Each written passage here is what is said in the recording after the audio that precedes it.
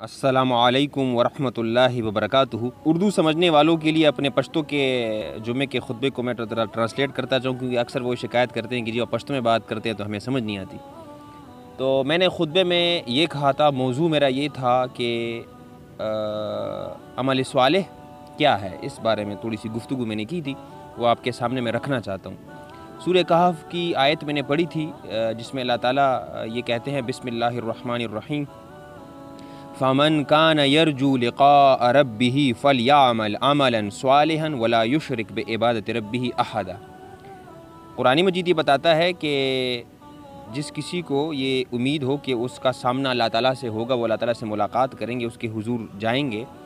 تو اس کو دو کام کرنے چاہیے، اعمال کرنے چاہیے، عمل صالح اختیار کرنا چاہیے اور ایمان کو صاف رکھنا چاہیے۔ قرآن مجید کے صفحات کو جب ہم دیکھتے ہیں اور اس کا مطالعہ کرتے ہیں تو ہم اس نتیجے پر پہنچے ہیں کہ جب بھی اللہ تعالیٰ ایمان کی بات کرتا ہے، مثال کے طور پر اللہ تعالیٰ کہے گا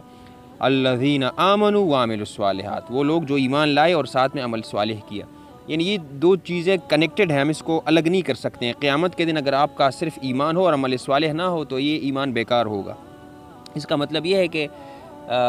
ایمان یہ کرنٹ ہے، وہ ایمان بیکار ہے اگر آپ میں وہ تبدیلی نہ لے آئے، یعنی ایمان کا ظہور عمل کی صورت میں ہونا چاہیے۔ اس کا مطلب یہ ہے کہ بجلی آپ کے گھر تک آ رہی ہے لیکن بلب روشن نہیں ہو رہا، تو اس میں تو کوئی مسئلہ ہے، بلب میں مسئلہ ہے یا اس بجلی میں مسئلہ ہے۔ شاید اس بجلی میں مسئلہ ہو کہ بجلی تو آ رہی ہے، آپ دعویٰ بھی کرتے ہیں کہ بجلی اندر ہے لیکن وہ روشنی نہیں جا رہی باہر۔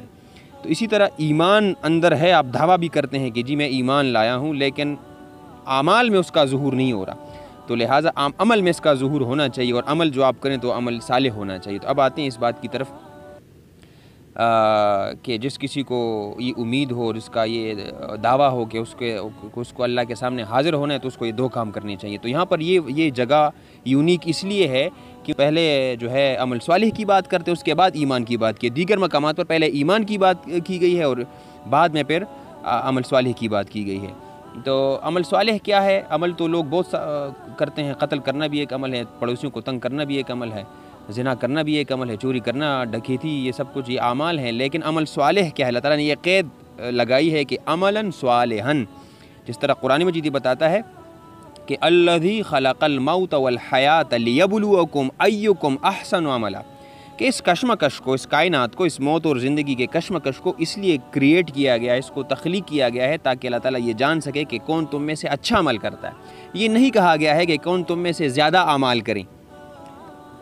عمل کم کریں لیکن معیاری کریں، سٹینڈرڈ والا کریں، جو اللہ تعالیٰ کی نظر میں اچھا عمل ہو۔ اب آتے ہیں عمل صالح کی طرف۔ عمل صالح کے بارے میں جب میں سوچتا ہوں تو قرآن مجید کی آیت مجھے یاد آتی ہے، سورہ نساء میں اللہ تعالیٰ فرماتے ہیں فالصالحات، عورتوں کو جب ڈیفائن کیا گیا ہے تو یہ کہا گیا ہے کہ فالصالحات، فالصالحات یہ عورتوں کے متعلق کہا گیا، یہ صرف نیک عورتوں کے متعلق نہیں بات کی گئی ہے کہ صرف نیک عورتیں، بلکہ اس لفظ کو جب ہم دیکھتے ہیں صلح سے نکلا ہے۔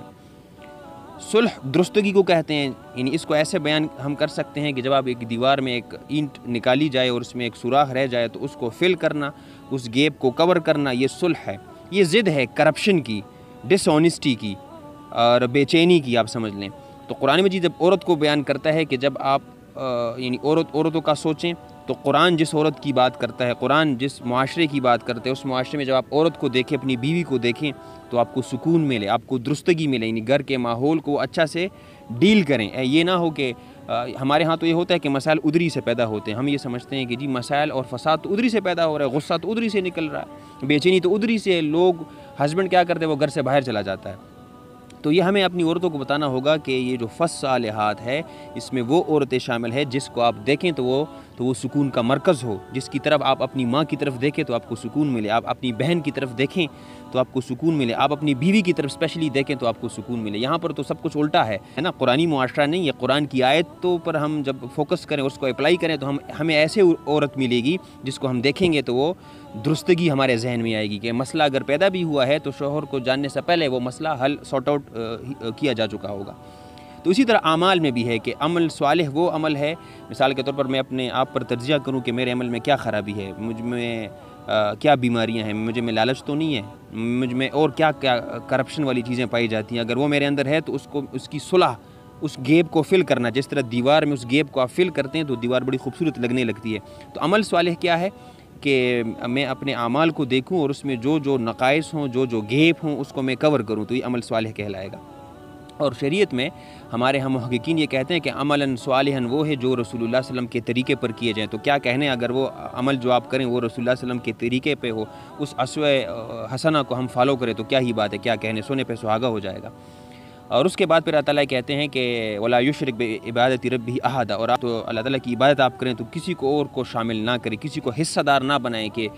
پیر کو بھی یہ حق حاصل ہے، اب اس کو پکارا جا سکتا ہے، مولوی کو بھی پکارا جا سکتا ہے، بزرگ کو بھی پکارا جا سکتا ہے، یہ انٹینشنز آپ کے نہ ہو، یہ حق صرف اللہ کے۔ جس طرح قرآن مجید کے دیگر مقامات میں یہ بات آئی ہے کہ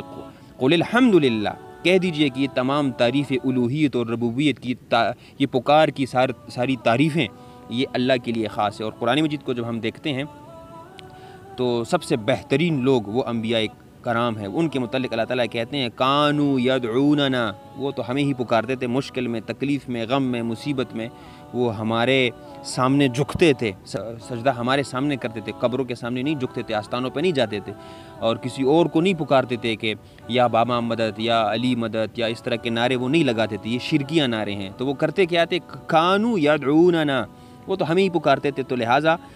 پیغمبروں کی سنت یہ ہے کہ عمل صالح اور اللہ تعالیٰ کو پکارنا، تو یہ دو کام ہم نے کرنے ہیں۔ ہم جو یہ دعویٰ کر رہے ہیں کہ ہمیں اللہ کے سامنے پیش ہونا ہے تو اس کا ثبوت بھی دیں اپنے ایمان کی صورت میں اور اپنے عمل کی صورت میں، صرف زبانی دعووں سے کام نہیں چلتا ہے۔ یعنی میں اکثر یہ کہتا ہوں کہ آپ لوگوں کو یہ نہ کہیں کہ میں مسلمان ہوں، آپ اپنے عمل سے دکھائیں، آپ جھوٹ نہیں بولیں گے، آپ زنا نہیں کریں گے، آپ کسی کو دھوکہ نہیں دیں گے، تو آپ یہ کر کے دکھائیں، لوگ خود بخود سمجھ جائیں گے کہ یہ جو بندہ ہے یہ دوسروں سے مختلف ہے،